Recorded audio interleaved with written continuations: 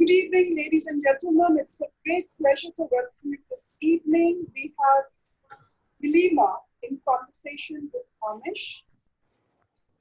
It promises to be a riveting, fascinating session.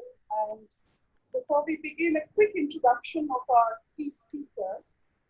Amish is an author, columnist, and a diplomat. Described as India's Tolkien by BBC, Amish's unique combination of crackling storytelling, religious symbolism, and profound philosophies have turned him into an Indian publishing phenomenon.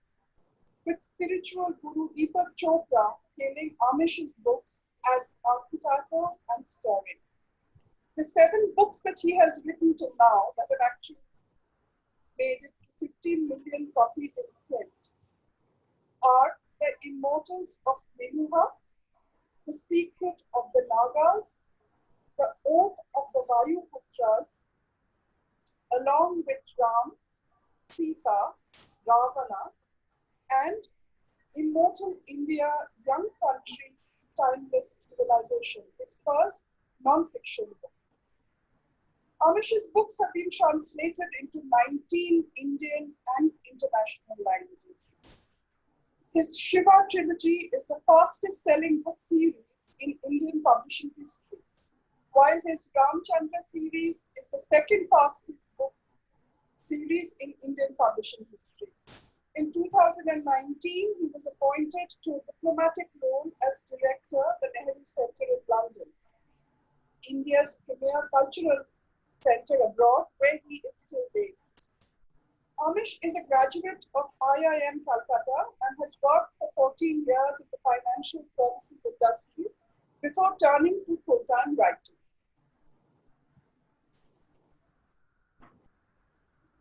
Nilima Adhar's father was the first owner of the Times of India and a renowned Marwari industrialist, Ramkrishna Dalmia, who had 6 wives and 18 children. Her mother, his 6th and youngest wife, Dinesh Nandini Dalmia, was from Udaipur. She was an eminent Hindi poetess and a novelist. She was also the winner of Padma Bhushan. Nilima has been inculcated profusely by her mother with a passion for both the spoken and the written word. She divides her time between writing and pursuing her interest in poetry, philosophy, and the paranormal. Ladies and gentlemen, please welcome Nilima and Amish. Good evening, ladies and gentlemen. He is the man who changed the literary landscape of India. The only literary pop star, the unchallenged sultan of mythological fiction, who redefined the way people decoded the genre. Yes, indeed, it is the one and only Amish Tripathi, the legend of India, or should we call him the immortal of Hindustan. Nilima, that is a thoroughly embarrassing introduction, but thank you. Thank you so much. I'm absolutely thrilled to be here today in conversation with you just after having read your new book, The Legend of Suheldev, which is great. I want to. And I do have to say that your book is unputdownable. And also, it has ignited my desire to visit the temple of Somnath as soon as the COVID scare ends. Thank you for that, Amish. So, without acting like a spoiler to the legend of Suheldev, can you briefly tell us what this book is all about? No, why this? I wanted to take up this book and why it's personally important to me is because the way history has been taught to us, it becomes a source of poison and dissonance within society. because there is a reality that India suffered horrific invasions. That is a reality. As historian Will Durant had said, the Turkic invasions of India were perhaps the bloodiest in human history. But the thing, I think the mistake that our historians have made, establishment historians over the last 60, 70 years, where they've carried on the British interpretation of our history. If the British colonial rule is not called the Christian rule, then why is the Turkic colonial rule called the Islamic rule? Somewhere in the back of the mind, we are given an image that they were Indian Muslims carrying out those horrific crimes. Bollywood movies have added to this confusion as well. You can't blame Bollywood people, film industry people, because they were educated in the same education system. So in our minds, we see, Alauddin Khilji as Ranveer Singh. We see Akbar as Hrithik Roshan. We see Razia Sultan as Hema Malini. And somewhere at the back of the mind, that message is put again, they looked Indian, they must have been Indian. When the reality is actually they were not Indian, they were foreigners. To us, to Indianize, they would have looked Chinese, actually. The Turks are originally from Central Asia. They aren't originally from Turkey. They are originally from Central Asia. They conquered, they were the military superpowers of the world from the 11th to the 17th century. They conquered much of Europe, Middle East, India, and they were horrifically brutal people. Some of them were relatively decent. Some of them were, many of them were extremely brutal, just like the British colonial rulers. Bentinck was relatively decent. Clive and Dalhousie were brutal and horrific. Same with the Turkic colonial rulers. But they were not Indian Muslims. They were not Indians. They were foreigners. We have to have that very clear in our mind. To Indianize, they would have actually looked Chinese. Anyway, having said that historical context in, the way history has been taught to us again is that Mahmud Ghazni attacks. He attacked us 17 times, destroyed the Somnathji temple, and almost seamlessly after that, Muhammad Ghori attacked, and the so-called Islamic rule began. Like I said, the correct expression would be Turkic colonial rule. But Mahmud Ghazni came in the 1020s. Muhammad Ghori came in the 1190s. There's a 160-year time gap between them. That's longer than the length of time that the British Raj was in existence. Remember, British Raj began not with the Battle of Plassey, it began with the defeat of the Marathas, yes, which happened much later. So 160 years is a freaking long time. How come the Turks did not come back to India for that longer period, at a period in history when they were going around massacring much of the known world, the Arab world, Europe, they were going everywhere. Why didn't they come back to India for 160 years? The answer is King Suhaildev. Okay? Because in 1034, they ran into him. Okay? And he fought a battle called the Battle of Bahraich.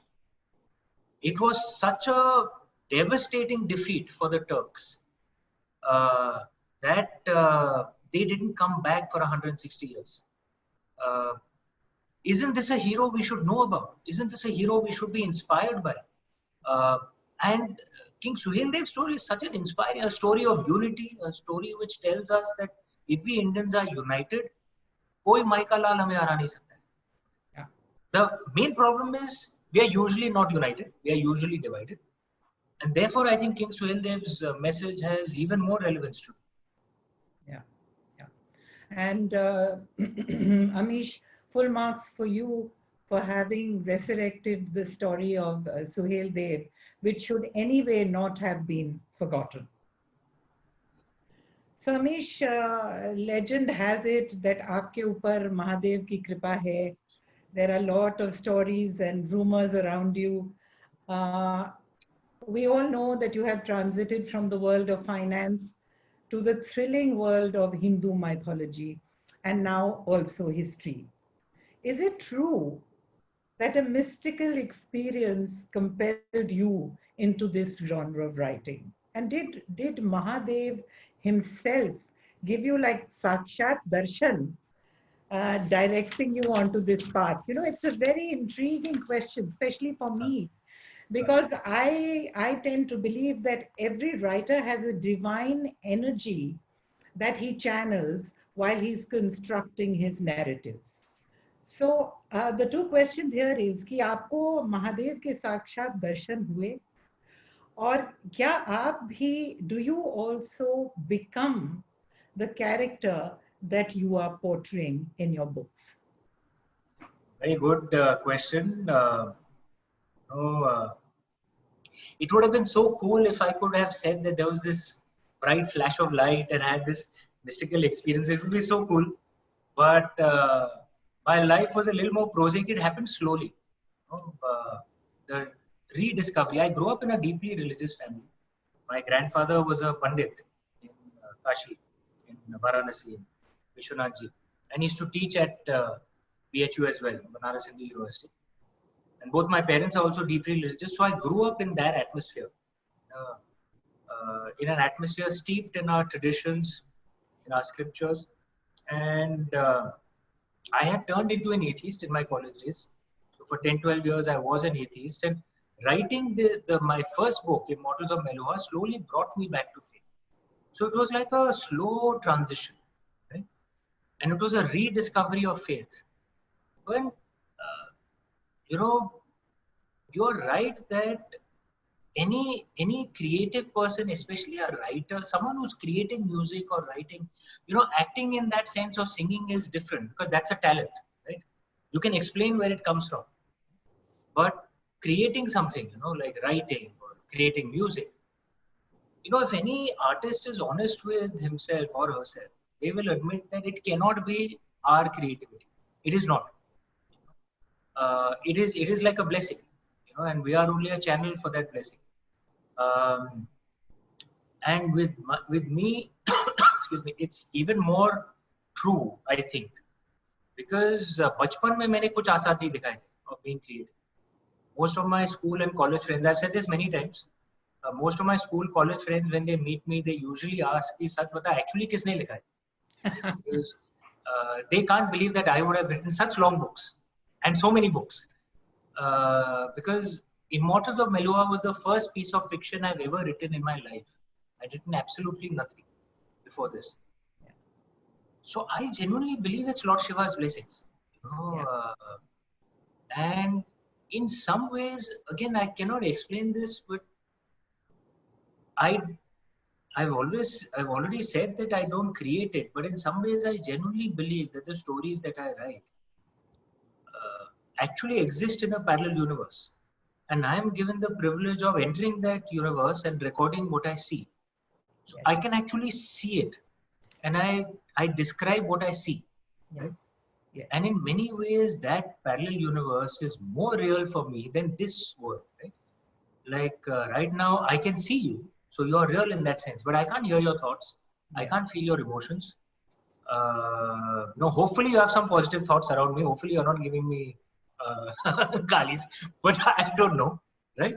But in that parallel universe, I can hear the thoughts of everyone. Yeah. I can feel their emotions. I cry with them. I laugh with them, which is why I love writing so much, because it truly is like a spiritual experience. Yes. For me. Yeah. And which is why that universe in many ways appears more real to me than this world that we live in. And that's how I write. Yes, you have answered both my questions in the positive, because not only do you channel that divine energy, you also become the character. You live it, you breathe, you eat, you emote with those characters, which is exactly what I feel when I do my writing. And of course, this is not about me. So all I can say to you at this point is that you are definitely channeling the energy of Mahadev. And I should say, carry on to the next question by saying Har Har Mahadev and Om Namah Shivaya to you. And please send some of that energy back to me so that I can also utilize it in my own channeling. One of the things I have learned is, honestly, his blessings are available to everyone. We just have to just receive it. I mean, there are so many better writers than me in terms of sheer talent.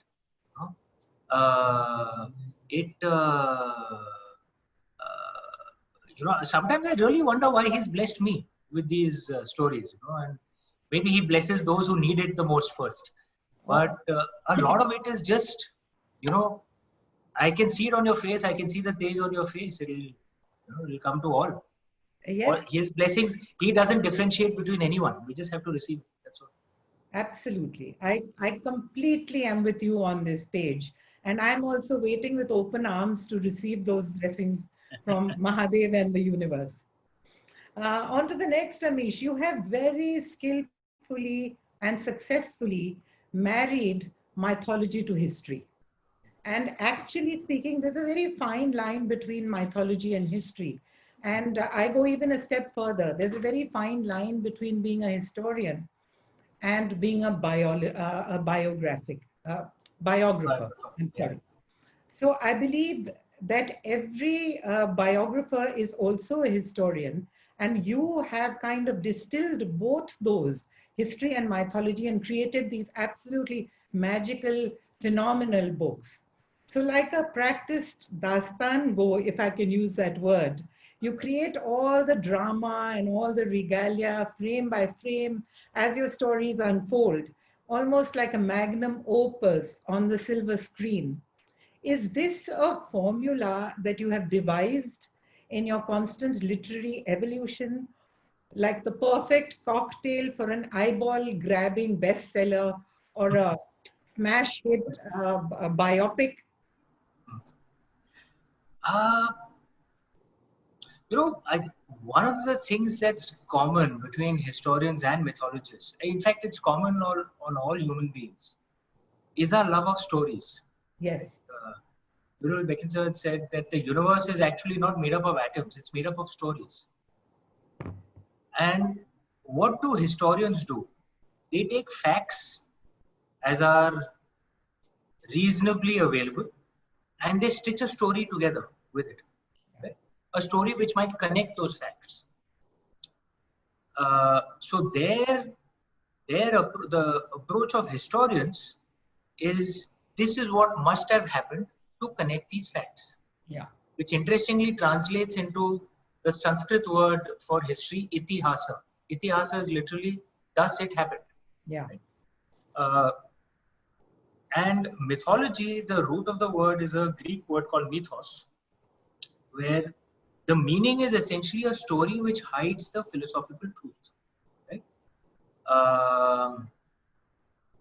So again, even a mythologist, his or her job is to tell a story, the purpose of which is not to connect facts, the purpose of which is to convey some philosophies.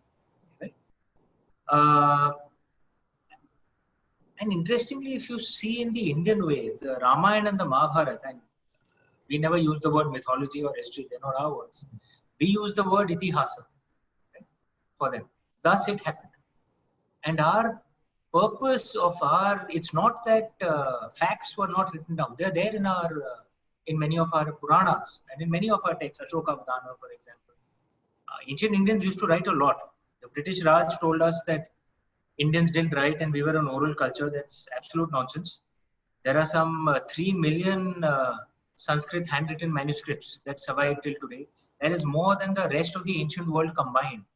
Indians used to write a lot, ancient Indians. But we always prized philosophy as the peak of, which is why Upanishads are considered the high point of our way of life.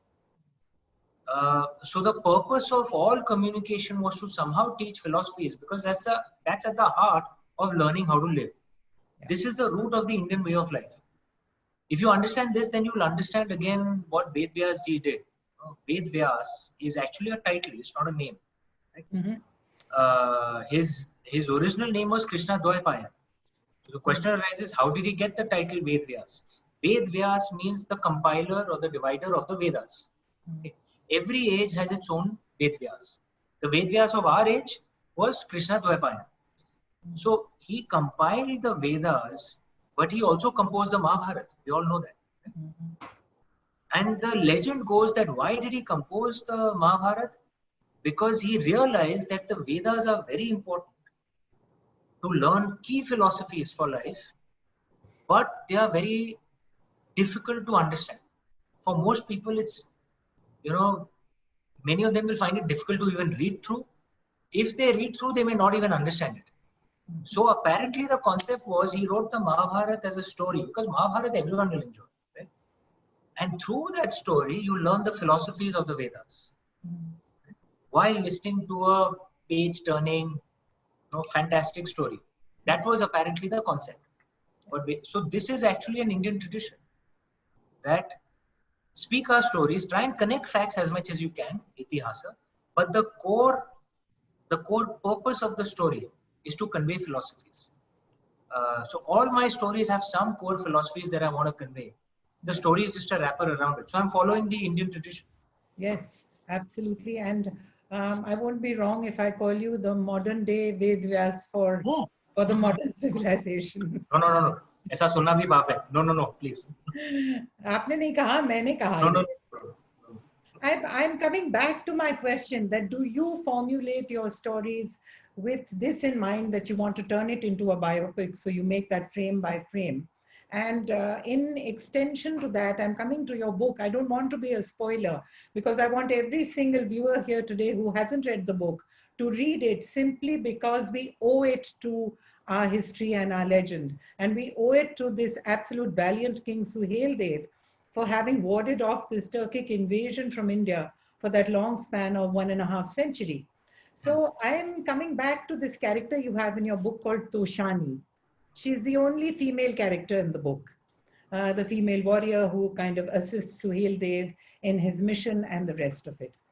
Somehow I feel that was there really a need to parachute a woman character into this story and make it like a Ek Tha Raja, Ek Thi Rani kind of tale? Because unless you have fictionalized it, no, unless it's non-fiction, and there was really a Toshani in Suhail Dev's life, where was the need to bring in this female character? Of course, I loved it. I'm not saying it would have been dry if you hadn't done it, or maybe that's where the answer lies. But I would like to hear why you brought Toshani into your narrative. Very good question. Like I said, I'm driven by philosophies that I want to speak of. And the purpose of Toshani as a character, because it's not that they get married or, the story. So that's not the purpose. One of the key philosophies that I try to convey through all my books is the way women were treated in ancient India. Yeah. There is a wrong interpretation that's propagated these days in modern India, that those of us who fight for the rights of women, who fight for equality between men and women, are in some ways being westernized. I admit mistakes often happen from many opinion makers because they quote Western examples or Western archetypes. When they speak of this issue, they quote from examples from the US or the UK. But my contention is those of us who fight for equality between men and women aren't being Western. We are in fact being truly Indian. Yes. Because this is what our original culture was. And we don't have to make stuff up. It is there in our texts. We had Rishikas in the Vedic age. The Rig Veda is hymns written by Rishikas. That's in a way the equivalent of women prophets. Show me other cultures which had the equivalent of women prophets. I've said this often. There are idiots today who say women shouldn't read the scriptures. They wrote the scriptures a few thousand years ago. That's what our culture was. We had women warriors, not just in the mother goddess traditions. I'm talking about in actual history, in actual facts, right? So Rudrama Devi, for example, who was a Kakadiya queen, used to lead her army into battle. Prabhavati Gupta, for example, Vakataka queen, maybe more than 2,000 years ago, used to run her empire in her name. Right? The Cholas, for example, had a woman warrior regiment. So this is we had women traders, we had women priests. It wasn't uncommon. Right? And it is so important because role models are very critical, right? Because role models then define how, how the youngsters look at their own lives. And I think it is so important to bring role models from our own traditions, not from Western traditions.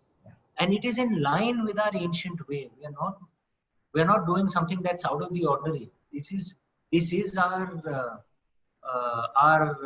ancient tradition. Yes. Our ancient tradition did not say that women are less than men, or half or quarter of the value of the men. No, they did not say that. Our ancestors never said that. Yes, they said men and women are different, but they also said they are equal. Yes. Okay? So we need to speak of these traditions, Yes. because there's no doubt that there is a social problem we are facing today.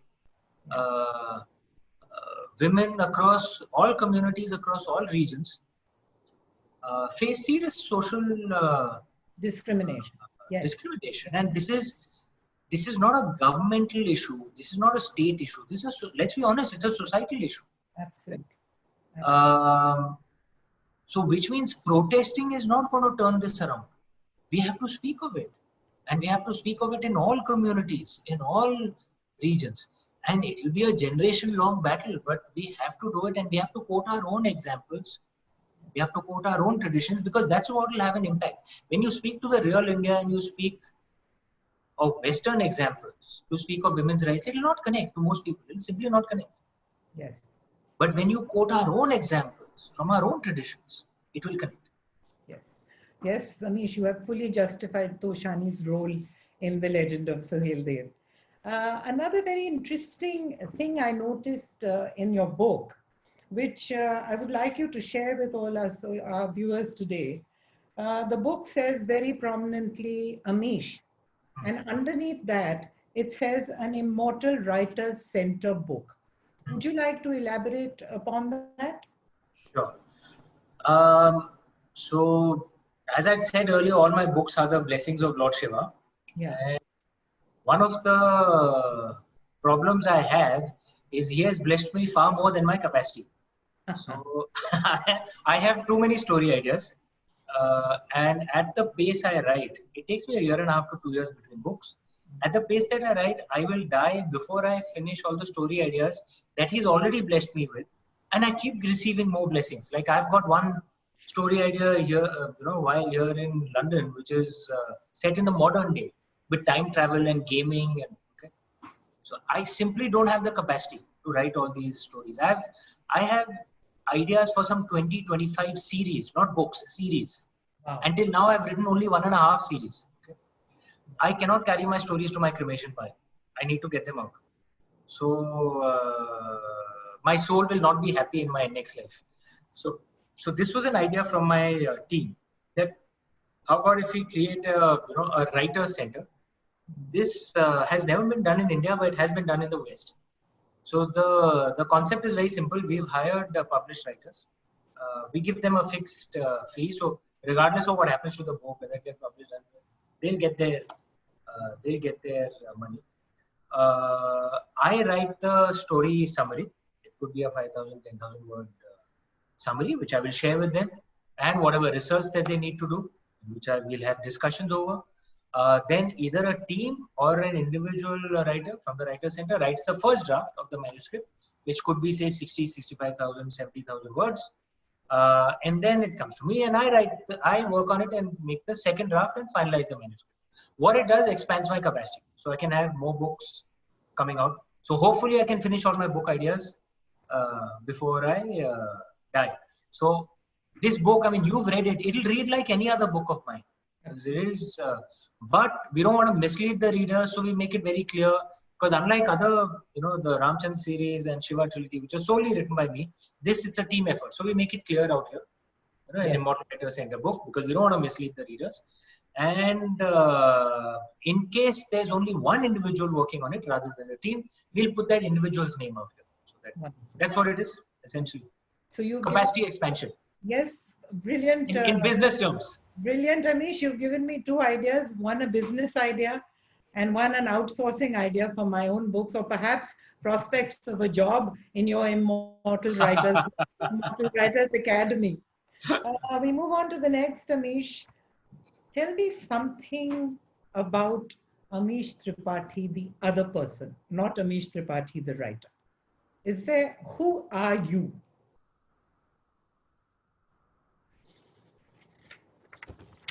If you find this difficult, you're If I free to make say it, sorry? I said, if you find this difficult, I'll be happy to go on to the next question. And if I have to kind of make a pithy short comment on that, I guess my core identities are I'm a very devout Shiv Bhakt.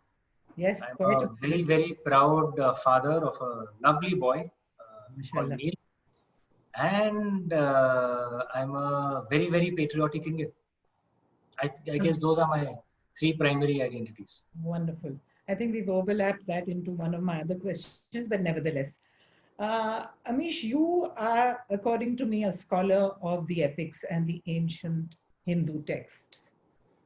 In the currently prevailing situation, where we can safely say, or let me say, I won't be exaggerating if I say that the entire Prithvi has come to a grinding halt.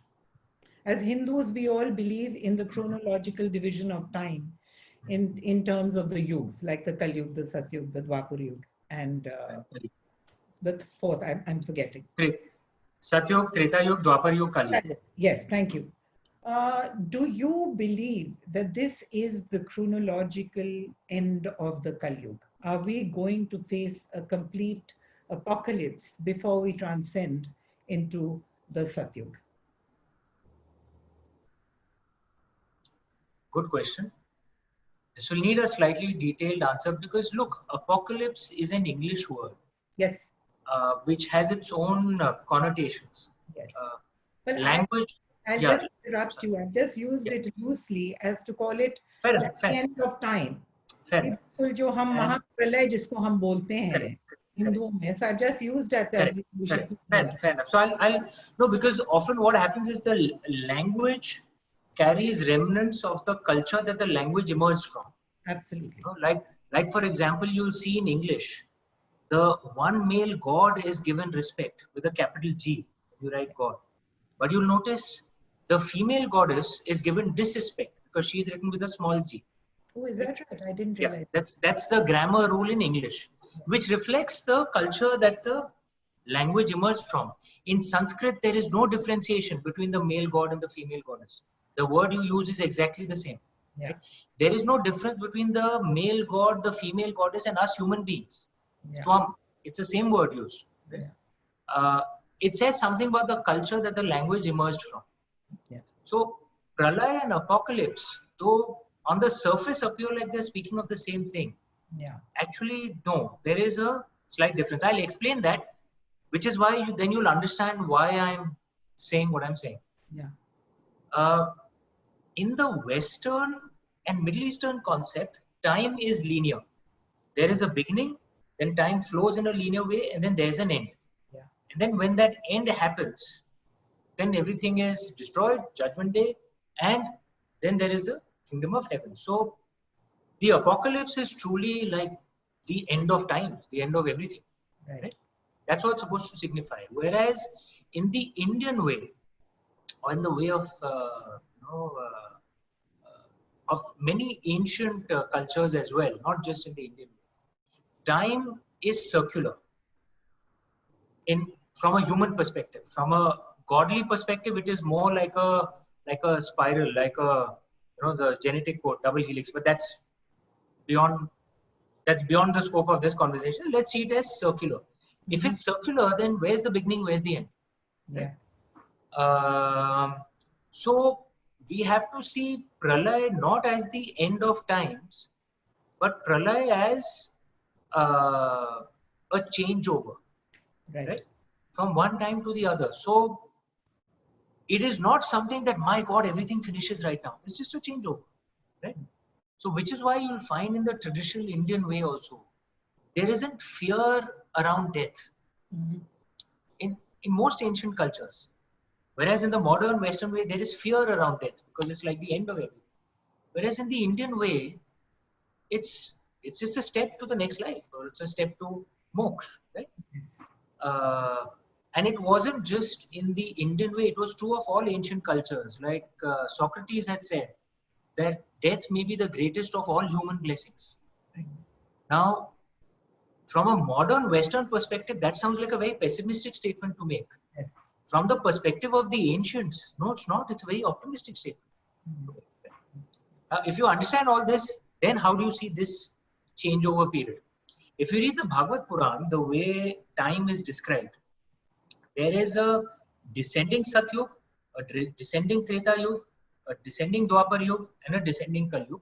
Then an ascending Kal Yug, ascending Dwapar Yug, ascending Treta Yug, ascending Satyug. And it goes like this. Right? It just goes in a Curve, like a kind of sine curve like this. Okay. And any changeover period between any of these ages is a time of destruction. chaos, destruction. But look, destruction also, I'm repeating again, is like a changeover. Absolutely. Like we see Lord Shiva is the god of destruction, but which is actually a misreading of it, because nothing truly dies in the universe, right? Yes. You just change form. So what is destruction for one form is the creation of another form. The other side of destruction is creation. Yes. Yes. So there are periods like this where there is a lot of uthal-puthal, where the board and all the pieces are thrown up in the air and they will land and life will start once again. Is this one of those changeover periods? Perhaps yes. Because this is a year where, I mean, what is not happening in this year? Yes. Okay. It is like just crazy. Yeah. And this is a time when all the pieces are thrown up in the air. What kind of culture gets you? What kind of attitude gets you through such a year or through such a period? Right? Is it wealth? Not necessarily. Think of another period like this, the Justinian plague period, which happened in the Middle East and the Western world, post which the Arab conquest happened. But Justinian plague, in effect, weakened the Eastern Roman Empire and Zoroastrian Persia. So it became very easy for the Arabs to conquer. Eastern Roman Empire was very wealthy. It didn't help them. Right? So will wealth help you through this difficult period? Perhaps not. Will strong armies get you through this difficult period? God knows. Right? One thing that is clear which gets people through this difficult period, a time where it is impossible to predict ki kal kya hone wala hai. Absolutely. How do we criticize the governments? How do we criticize anyone? Because no one can predict. How do you plan for something that you cannot predict? Right? Think of all that has happened to India in the last 6 months. Okay? I mean, the COVID came from China, then locusts came from Pakistan, then the worst cyclone in recorded history comes up our East Coast. Okay, and then a cyclone on the West Coast. When have we seen a cyclone on the West Coast? Right? And this is just insane. Right?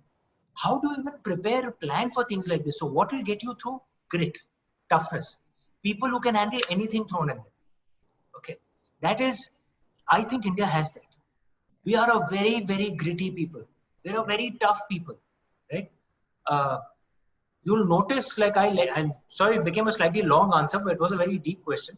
But you'll notice that in many countries, the richer countries, they are organized when things are going well. But when things go badly, they become very chaotic. You're seeing that in so many countries, including in the rich countries. India is the exact opposite. We are chaotic in normal times, but when things are in trouble, suddenly we become very disciplined and organized. Think of the lockdown, the way it has been implemented. There is no way we have enough state capacity to enforce the lockdown. It is being followed voluntarily by most people. Right? I think India is, we are very gritty. We will emerge stronger out of this. I genuinely believe. In crisis. Yeah. So the two takeaways from this question, Amish, one is that birth is not the beginning and death is not the end. Nope. And the second is what you call grit, I call deeply spiritual strength. Spot on. So should we make it a bit light now? And are you ready for a rapid fire? Oh God, okay. So I hope this is not like the coffee with Karan rapid fires. Who am I? I am no Karan. My friend Karan knows how to get people into trouble. I am no Karan, Amish. But I will proudly say that I did a rapid fire with Amish, which is far greater than Karun. So here goes. One strength of Amish Tripathi. One strength, Yes. especially in the last 4-5 years, I can handle grief. One has suffered a lot, and personal life has been very difficult last 4-5 years. I think I can handle it. More power to you, I can Amish. keep at it. One weakness. That I can handle grief. It's a weakness as well. Oh, you got away with that. 3 words to describe yourself. Shiv Bhakt, father, patriot. Well done. Yeah. If you were to reincarnate as any one of the mythological characters from the pantheon of gods and goddesses, who would you like to be? I don't care what or who I reincarnate as. I just want to reincarnate in India. That I'm sure of. Well done. Who is your most admired female character in Hindu mythology?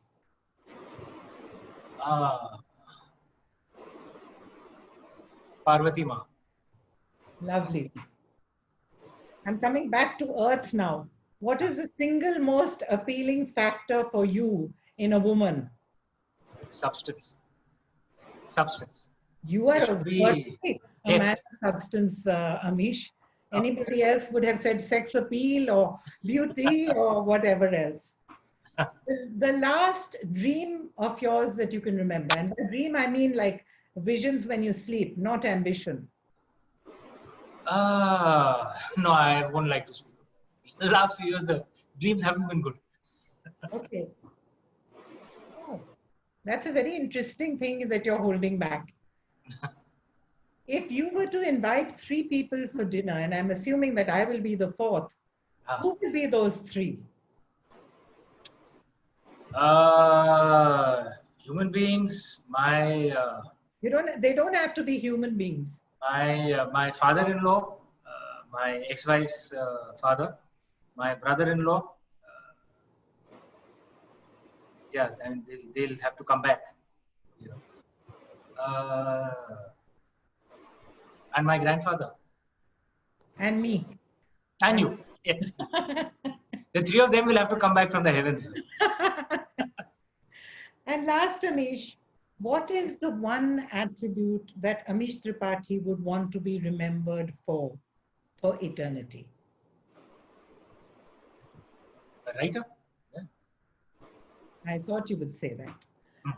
And that was absolutely wonderful, Amish, talking to you. Much better than any coffee with Karan. And can I hand you back to Ina now so that she can conduct the question answer sessions? Thank you. Absolute pleasure chatting with you, Nilima. Thank you so much. Amish. Wonderful conversation.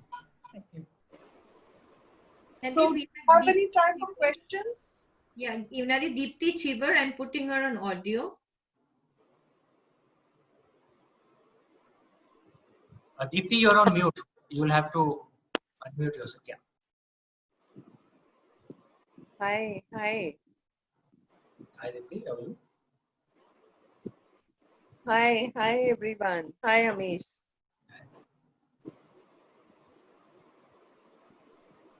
Yes, hi, Deepti. We can hear you. Please go ahead. Okay. Yeah, Amish, really wonderful listening to you. Sorry I got late. I couldn't log into my Zoom. In fact, I downloaded Zoom on my phone and then joined the meeting.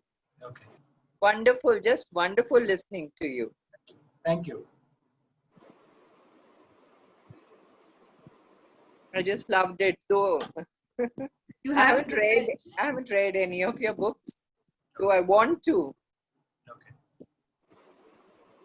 I hope you like them. Thank you.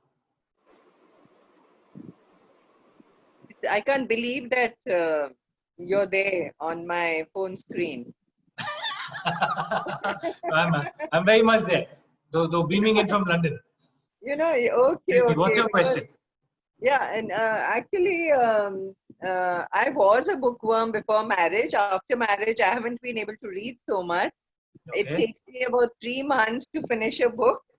And yeah, but a lot of my family members, a cousin, she was reading Sita, and I've heard so much, but I haven't had the courage to attempt to read you. But I read about you in the editorials and Thank you. the newspapers, Thank you. the Sunday editions, and just wonderful listening to you. Thank you. Thank you so much. Thank you. Anindita, do we have more questions? And can we be a little more precise, please?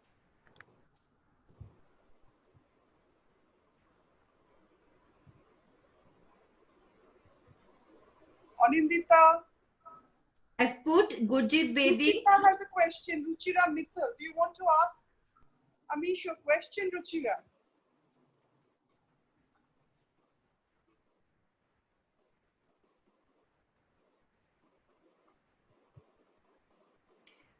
Inadi, I've put Gurjit Bedi on audio. She can Okay. ask a question. She had raised her hand. Hi, Gurjit. Hello.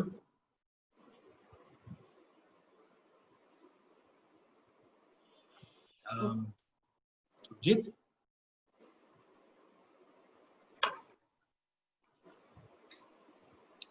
I think Gurjit may have dropped off.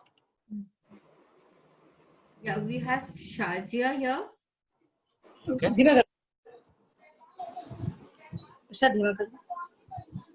Hello. Yeah, can you hear me, folks? Hi, I'm in. This is Shazia. Can you hear me, Amish? Yeah. Is that Shazia Ilmi? Yes, this is Shazia Elmi. Hi. How are you? I'm a big Very- fan of you. Yeah. Good. And pleasure to be chatting with you. Huge fan, Amish, and I listened to the last SR's chat, and I've become a huge fan. Oh, Now, thank you. I have a question for you, not as a politician at all, but somebody who knows a little bit about Behraich, Ji. a lot about Behraich, and a lot about who's interested in literature and history, writing about Suhail Dev per se. Ji. Did you not fear getting into some sort of getting mired in some sort of a political slugfest? Because Suhail Dev has also been a kind of a controversial figure in that sense. And you know, especially when you talk about Ghazi Salar, and I know about the famous mausoleum that is there. So did you feel that you would be labeled by the or trolled for being by pushing this so-called this nationalist agenda, so to speak? Did that fear ever come to your mind? Shazia, good question. And as you know, I've been in the public space for 10 years now. My first book released 10 years ago, and I have consistently stayed away from politics. I never comment on politics. But I think a key part that those of us who are deeply nationalistic and deeply liberal, which I think a vast majority of us Indians are, Absolutely. what we must do is add to the conversation in the center, add to the conversation of unity. And by doing that, I think we will be making our contributions to Mother India in a land that we love so much. And in fact, that's the way one has written this book as well. Because as I was saying earlier, there is a painful history that we have, that our country has suffered. And a part of the poison in the body politic is that we have not made our peace with that history.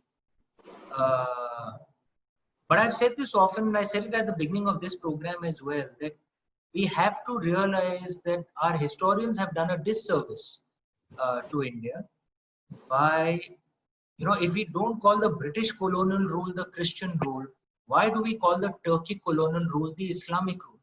Indian Muslims were not a part of the ruling elite. They were foreigners who invaded us. True. And we need to discuss this because truth will set us free. Right? But we need to do it in a calm, rational, nationalistic, and liberal manner. And this is what will truly help this country. And we need Mother India to be united right now. We are, just like in those times, we are facing a foreign power that's trying to invade into us. I'm a diplomat, so I will not name the country, but all of us know which country I'm speaking of. And this is a time for us to be united. And in that sense, I think King Suhail Dev's message is even more critical in today's day. It is a message of unity. And you'll notice in the story, King Suhail Dev forges an army of Hindus of all castes, of Indian Muslims, of Indian Buddhists. He forges an army which defeats these foreign invaders. That's a very, very important message, I think, in today's day. So thank you so much for that answer. Just a follow-up question in the contemporary narrative. For how long do you think this expression, a liberal nationalist, continue to remain an oxymoron? You know, unfortunately, this conversation has been stuck between two groups, left-wing extremists and right-wing extremists, and both of them Ram Banai Jodi, because they feed each other. And unfortunately, you know, our TV panel discussions are dominated by, you know, by this left-right narrative. The left-right narrative actually has nothing to do with Indian realities. The concept of left and right emerged from the post-French Revolution era. And in the Indian way, being liberal and nationalist is actually not an oxymoron. And most Indians of all communities are liberal and nationalist. And I'm stressing again, by liberal, I don't mean being leftist. By liberal, I mean the ability to respect a different truth, an ability to respect a different point of view. This is a tendency that Indians of all communities show. True. Ajmer Sharif, for example, is the tomb of a Muslim Sufi saint. You find so many Hindus going out there. Manganyar Muslims who are Muslims, their vocation is to sing devotional ballads to Lord Ram. The Venkateshwara temple in the south, it is a Hindu temple, and you find many Muslims going and praying out there. You can Google it, you will find lovely images of Muslim women in burqas praying at Venkateshwara temple. This is India, where we respect different truths, and that is what liberalism is. Liberalism does not mean being leftist. Often people who are extreme leftists are often illiberal. It's not just true in India, I've noticed it's true in the West as well. Yes. So being liberal and nationalist is not an oxymoron in my view. Being liberal and nationalist is actually the common way of most Indians in India. It's just that people like us don't make for attractive TV or don't make for good op-eds because perhaps we're a little boring. We don't shout and scream as much. But I think this voice needs to be heard a lot more, and this is the real India. Deeply liberal, which means respectful of different truths, and deeply nationalistic. You see the way, you know, the bodies of our heroes, the way they've come back, the way Indians have reacted across India. Yes. The honor and nationalism that our braves have been treated with. This is the real India. Deeply nationalistic, deeply liberal. So much.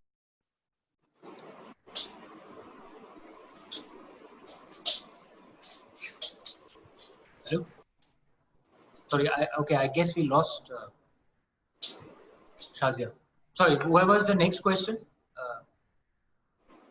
Shazia? Shazia? Okay, I think we may have lost Shazia. You were a huge fan in me, and that was brilliant, really. I'm going to buy the book first thing. Thank you. Thank you. Thank you. And the book ends with this lovely line, Jai Suhail Dev, Jai Ma Bharati. I'll repeat that here. Jai Suhail Dev, Jai Ma Bharati. Lovely.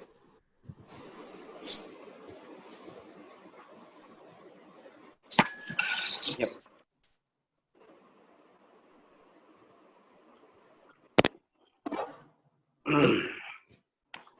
Anindita, any more questions?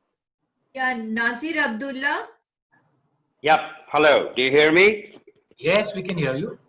Great, Amish. I heard you say that you're a solid bhakt of Lord Shiva. Yes, Yes, yes, I am. yes, and I was very very pleased to hear that because I'm very impressed with his the countenance and his personality, and I also heard you say that actually Parvati is one of your favorite ladies from the mythological aspect. That's what I think actually Nilima asked you about, which is fine. She's his wife, but anyway, I just want to ask you a question since you are that much. Of a devout Shiva Bhakt. Shiva's the Tandav dance is known to be the signaler or the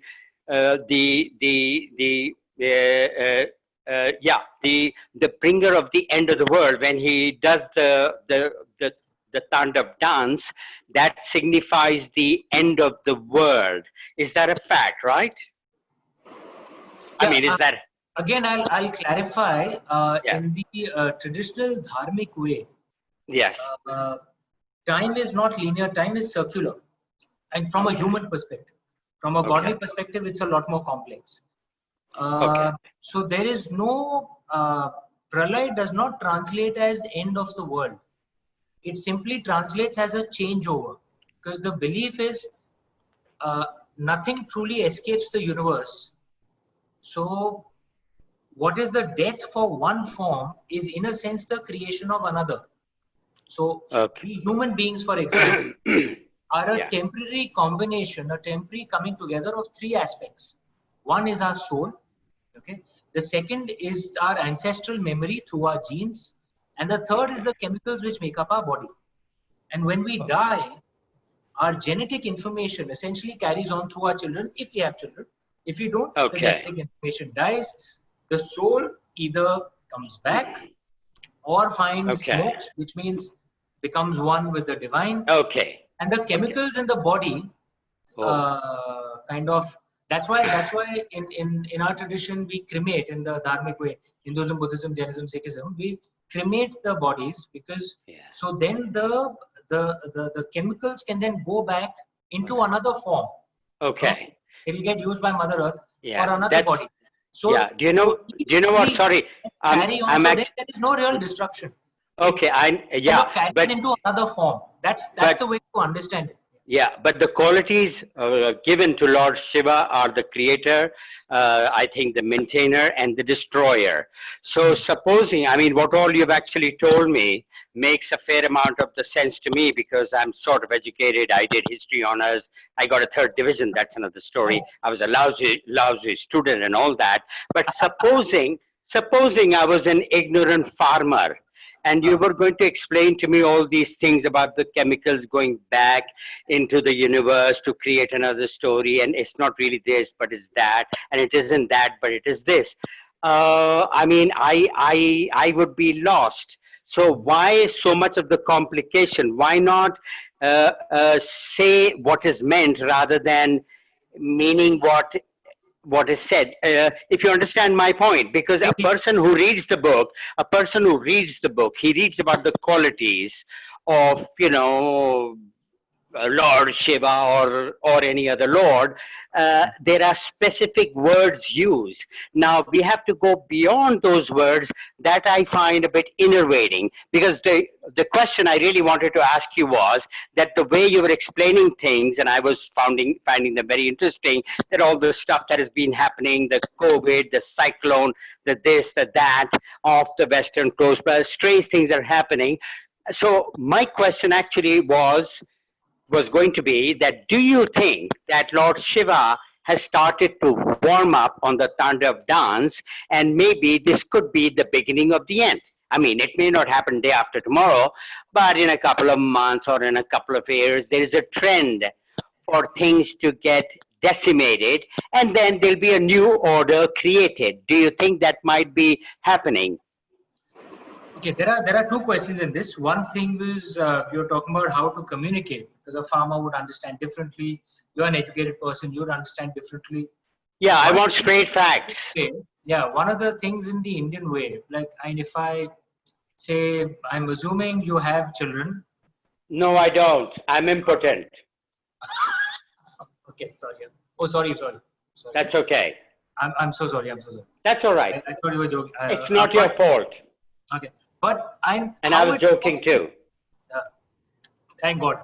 Okay, now if you have how it works with children, for example, if you have to have the conversation of the birds and the bees, you can't have it with them at age 5, right? I mean, children will ask questions at age 5. Where do babies come Sure. from? You tell them something which, if you're a good parent, you'll not lie, but you will say some part of, because you can't tell them everything at age 5. But when they grow up and when they are mature, you will tell them the truth, right?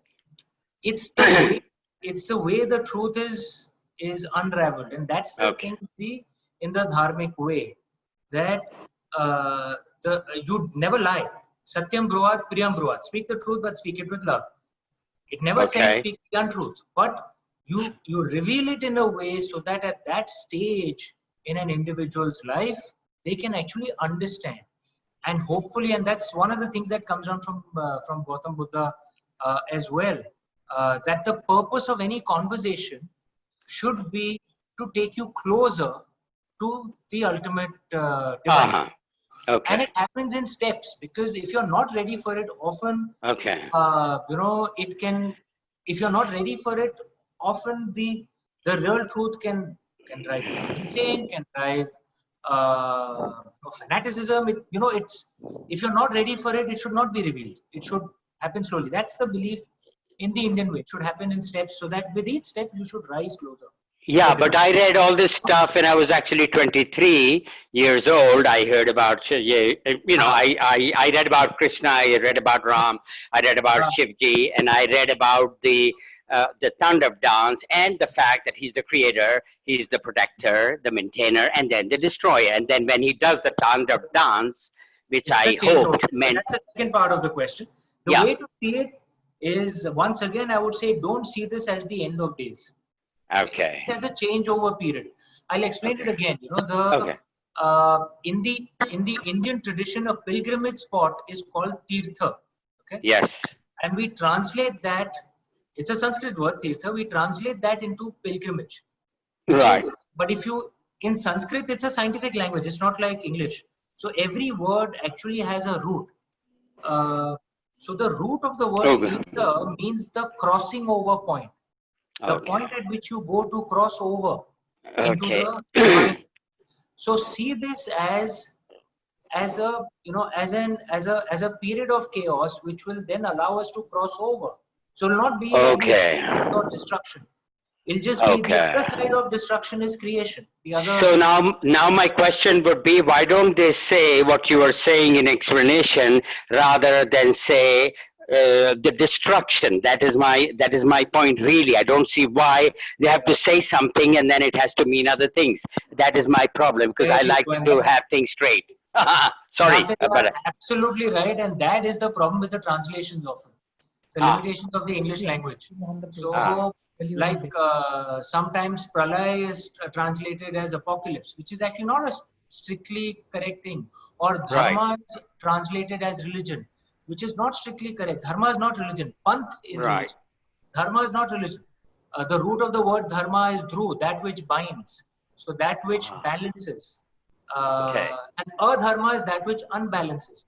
Often many of these are Sanskrit untranslatables. right. And I think the problem also is we don't learn enough of our text. So these problems come in the English language. They're not there in Right. Sanskrit, but they often come in the English language. So we've Okay. completely run out of time, I think. And Okay. just to thank every participant and Amish Tripathi very, very much for a fantastic session. We began with the process and his ideas. We went on to mythology. We spoke about the pandemic. There were so many subjects that you covered. Thank you so very much. I think you've answered a lot of questions the participants might have had about your book, about the way you wrote, about your thoughts, and about your devotion to Lord Shiva. Nilima, Aadhar, thank you so, so very much. You've conducted your book marvelously well, as always. I'd also like to thank Anindita and Manisha for all the work they've put in. and of course Sandeep Bhutoria and Prabha Khaitan Foundation. Thank you all very much. Thank you. Thank you. Absolute pleasure being here. Thank you, Nilima. Thank you, Ina. Thank you, Prabha Khaitan.